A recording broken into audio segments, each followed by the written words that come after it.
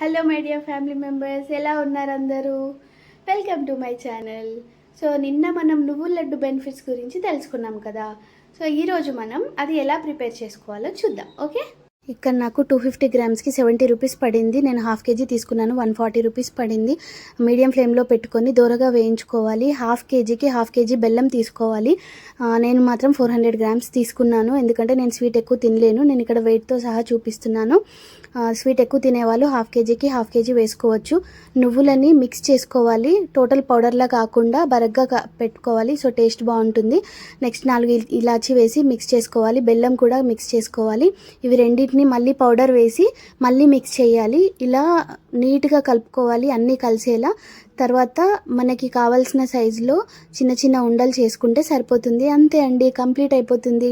కొంతమంది మాత్రం పాకం పట్టి చేస్తారు, సో నేను అలా చేయలేను. ఇలా చేస్తే టేస్ట్ కూడా బాగుంటుంది. ఒకసారి ట్రై చేసి చూడండి. మీకు నచ్చితే లైక్ చేసి కమెంట్ కూడా చేయొచ్చు కదా. మళ్ళీ కలుద్దాం. Bye bye.